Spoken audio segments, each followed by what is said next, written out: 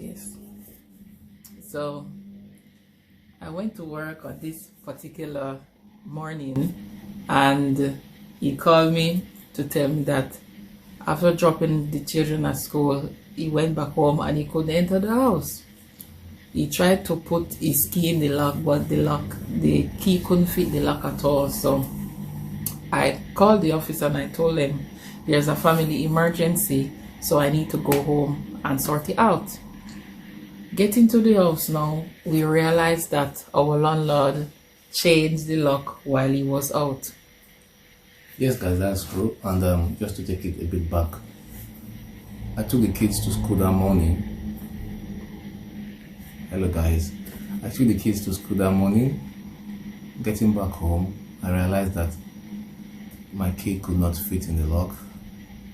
I couldn't enter back into the house, so I was wondering what's going on. So I called one of the neighbors. I rang him and I said, "What's going on? Are you home?" He said, "Yeah, I'm home." "Well, I'm outside. Can you come open the door for me?" After a while, he called me back and said, "No, he's sorry, he can't." That the landlord said he shouldn't. And the landlord was in the house and said he shouldn't open the door. I said, "Why? Can I speak to the landlord?" He said, "Okay." He gave the phone to the landlord and the landlord said, "Yes, sorry, I've changed the lock. You cannot come in back in the house." And that's strange. So I was wondering, I was like, what's going on? And before now,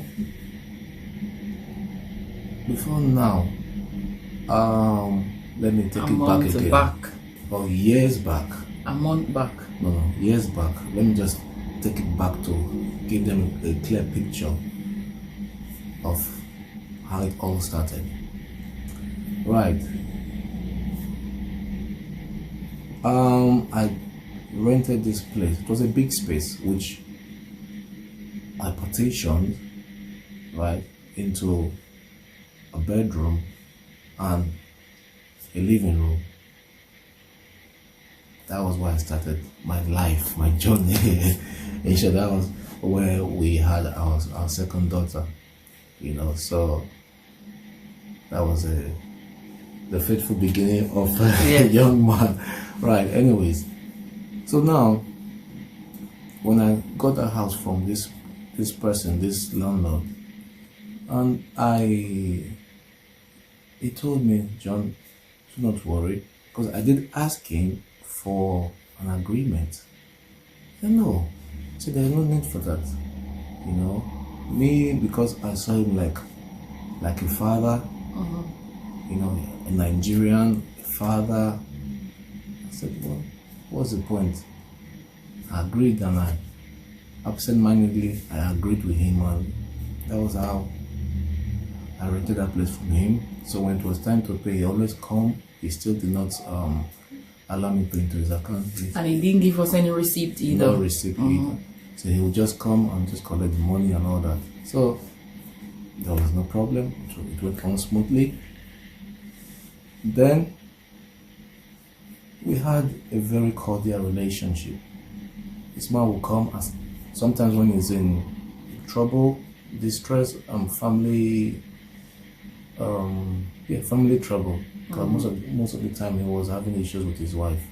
So he came on several occasions. Borrowing money, yes. Yeah, on several occasions, and which sometimes it took time to pay back, and sometimes he didn't have it. He asked me to take that from the rent. Okay. So like I said, it was a cordial relationship with him.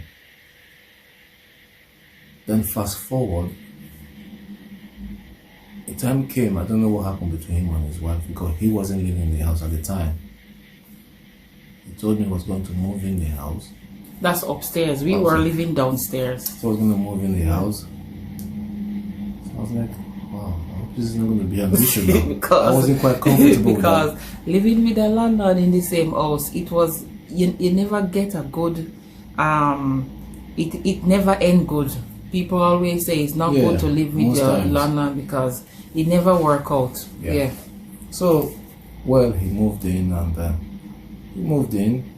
the relationship still continued. Anyways, then on this particular day, he came to me and he said he needed some money. That his wife or ex-wife, I don't know, has taken him to court. So I gave him the money. I think 2 days later, I saw him coming home with a lady with luggages. I was in the kitchen. They both walked in and went upstairs. He didn't say nothing to me. 2 days later, I was in the kitchen still. He brought her downstairs and said to me that this is my wife. This is my wife. Mm. So I said, oh really? Straight from Nigeria. Straight from Nigeria. I said, wow. You know. So it occurred to me that the money I gave him was what he used in doing this to pick her up and pay for whatever. Mm-hmm. So fast forward again. Yes. Like I said, this particular day, no, before then, we were in the kitchen, right, 4 of us, me, you, him, and this wife of his. Yes. And he excused me out. He said to me, John, can I see? I said, well, fair enough. We went out. And he said to me that he wants his children to come and start living with him. I said, the children? You mean from, he said yes, from your ex-wife? He said yes. I said, okay, where? In the house? I said, okay. So in that case, he wants me and my family to move out of the house. I said, have we done anything wrong? He said, no, I just want his children to come. Then he didn't wait for me to, there was no dialogue, nothing. Then he just walked away. He didn't come back in the house. So I was trying to process what he just told me. I came back in the house, saw her, and I told her, and she didn't take it lightly either. So because we just paid him rent for that month. We just paid him rent. So in what I understood, you give people 3 months notice before you evict them or something. But he didn't give. Right, then one day I took the kids to school. I think he said 1 month. He gave 1 month. 1 month. But So he still collected rent. Yes, he collected the rent. Then after he told us we had to leave by the following month, the 8th. On the 8th, which it would be November the 10th. 10th. Yes, the 10th. Yeah, the 10th. So that was the day after the birthday. 8 November. It was the 9th. The night. The 9th. Yes, the night. After my birthday. Yes. So, anyways, like I said, I took the kids to school, came back, I could not get in. Well, I said, no, you can't just lock me out. And that morning, I had nothing on me, just the keys. I didn't have my wallet, I didn't have nothing on me. So, how am I going to be? Where am I going to go to? And I was thinking about the kids. If they close from school, where are they going to go to? So, I rang my wife and I said to her, this is what is going on. I can't enter the house. So, she came from work and we're outside. So we had to call the doors. Yeah, what do you call them now? The doorsmiths? Locksmith. The locksmiths. We call the locksmith. We call the locksmith. Yes. So they came and we made arrangements and they were opening the door. The man rang the police. Yeah. And said a total stranger was breaking into his house. And if I remember correctly, before that day, I went to the station myself to make a statement that the landlord is asking. He told me, after he told me that we should leave the house, that he wants us to leave the house. I was quite comfortable. I just paid you. So I went to the station to make a statement. So it will be there on record. So as the locksmith was trying to open the door, not quite long, So about 3 or 4 police vehicles just arrived. I don't know what story this man told me, but the way they came, the little saloon had a big police van. So they came and like, where are they? Where are they? Like maybe he told them that some war was happening. I don't know. So they came and we stood. Then this time he came out of the house. As the landlord, he came out of the house, and he came and said, "Yeah, these are the intruders. These are the intruders." He doesn't know us. But this man completely denied that he's never seen us. He doesn't know us. Well, the police looked and said, "Okay, what's your story?" So we told them our story. Yes, I had my IDs with me because I had my purse and all of that. So I took my IDs out and show him, and the ID even have the address, that same address on. So how come you didn't know us or you don't know us, but I've got an ID with the address on it? Yeah. So first of all, they were like a big question mark there. Yeah, so yes, yes, I know them. They're just I was courting them. Escorting us. So they weren't paying me any rent. They were not paying any rent. I was just helping them. I was they were their squatters. Well, there's a neighbor, an elderly lady. She came out of her house. I called her. You called her because he was saying that he doesn't know us. We didn't pay him any rent. Fair enough, we didn't have any receipt because of the arrangement they have. Yes. So the lady next door, I knocked on her door and she came out and said, of course they live there.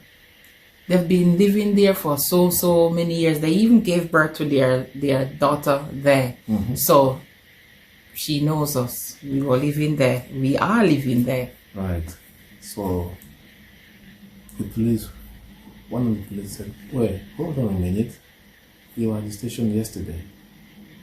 They recognized me. I said, yes. Because this man, the statement he made at the station, because he went to the station from what I gathered that day, he went to the station also, not knowing I went there to make a report. Because I think he had everything planned. Alright? He went to make a report that yes, I was threatening his life. I wanted to kill him. You know. So yeah, the policeman said, hold on. I know you were at the station some days ago. I said, and you brought the 2 girls with you. Yes. And you came with your girls. I said, yes. Oh, okay. That was established. So the man looked at me. I was like, ooh, you know. Well, to cut the long story short, guys, I didn't have, or rather, we didn't have any evidence. The police said to us that, well, fair enough. This is a statement he made that he's squatting us, right? And there is no evidence of an agreement, no receipt of payment. So, on what ground can they stand on? We had no choice, so the man won. And I'm just, this should be a lesson to our viewers, that most of you know what you're doing, but for those that they are still quite new, or they on the basis of trust. I mean, I'm not going to advise you who and who not to trust, but in our case, I trusted this person, and I just went with my mind rather than follow due process on how things should be done. Well, this was a big blow on the family, because the police said, you know what, all right, let them go in. They followed us in so I can get a suitcase. A suitcase, collected my wallet, and at that time I was there, but my mind, I was like a whirlwind. I was just going. I didn't know what was happening. I thought where we're gonna sleep that night. I thought this was actually not happening. Mm-hmm. I thought this wasn't happening. I just said to myself, am I dreaming? Is this for real? Well, we went back up to the case. They stood there in the house. They waited for us, and they told us that sorry, we need to take a picture of our stuff. Yes. So we had to go to the kitchen and some stuff that we have there to put them in the room, and we did that. Pack clothes for 4 of us at the time. Yeah. That will keep us for like maybe 2 or 3 days or so, and then we leave. Yeah, we left the house. We left the house with just a suitcase. Yeah. And with nowhere in mind to go. Nowhere in mind to go. One of the police called me to the side. He said, I hope you've learned from this. There's nothing they know he's telling lies. But we have no evidence. And if he takes it to the court, the police might even get charged. Because there is no evidence to show. So, wow. But they did say, we made an arrangement that if after getting the place, we can come back and get our stuff out of the place. Yeah. Which said, okay. So, we waited and we went to the kids' school. Yeah, we called the school to let them know that we got thrown out, so we have to go and collect the kids, come and collect the kids so that we can start plan on where we're going to spend the night. Yeah. And it was on a Friday. Yes, on a Friday. So we got the kids out of school. Not sure where to go. We went to see if we can check in the hotel.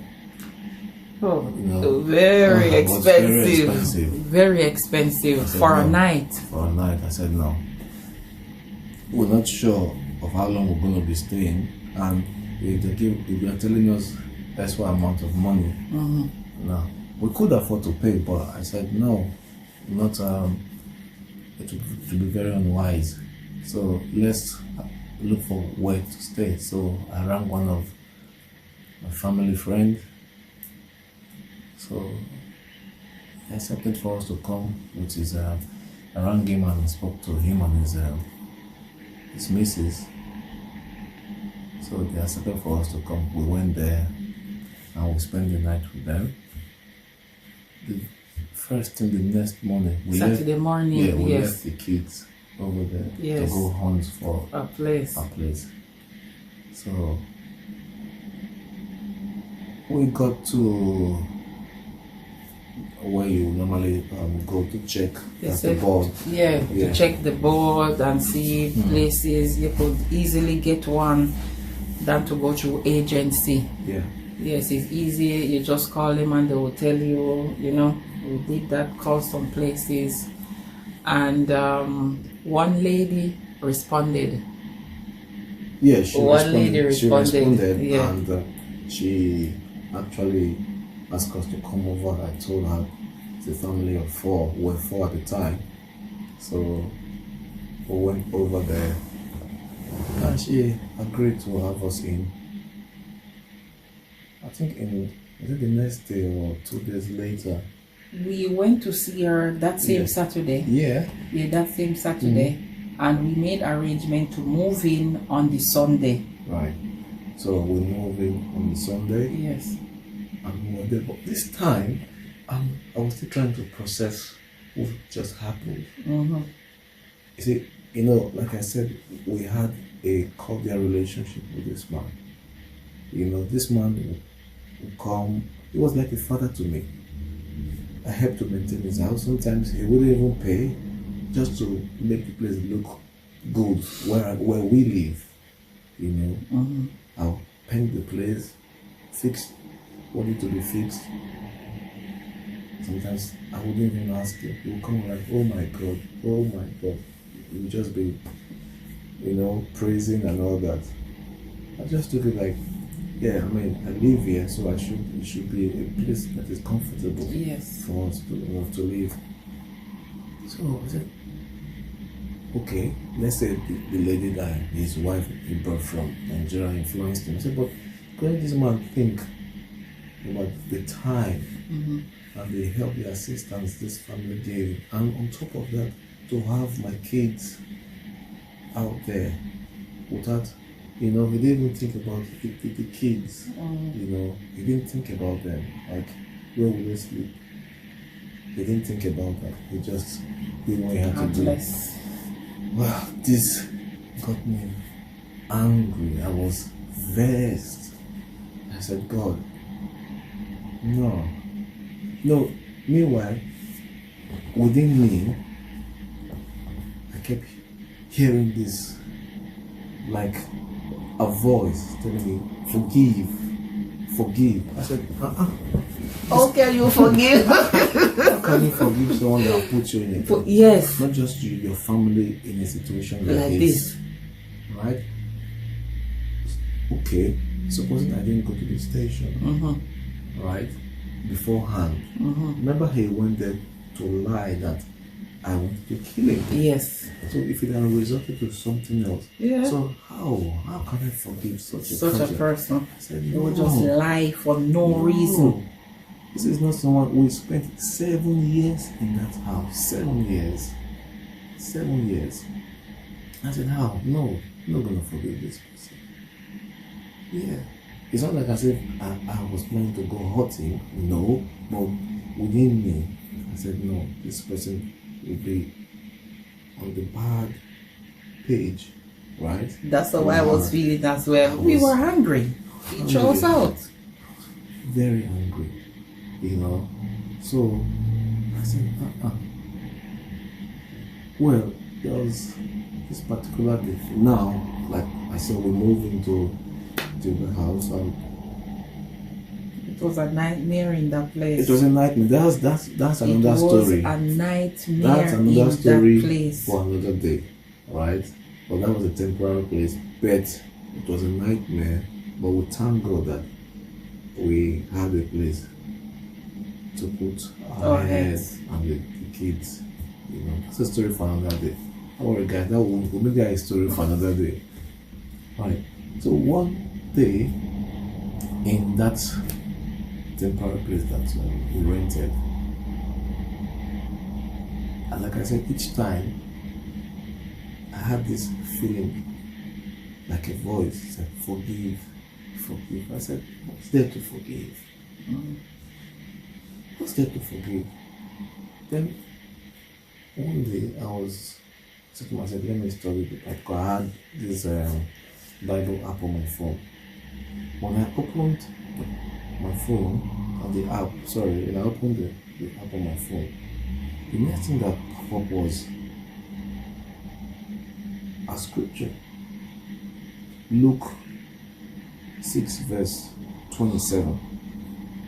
I opened and said, he said, love your enemies. I said, I threw the phone on. I said, no, this cannot be true. Am I dreaming again? I'm like, maybe it was just my mind, playing, because at that time I don't think I was thinking straight anymore. I said, I took the phone and I opened the same scripture pop up. And I read it. Luke 6 verse 27. Love your enemies. But I say to you who are listening, love your enemies, do good to those who hate you, bless those who curse you, pray for those who are cruel to you. I said, God, what is going on? What is going on?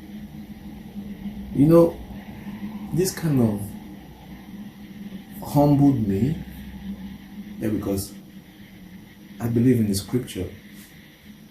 Sometimes it's very difficult when you're going through things and to come in terms with the scripture.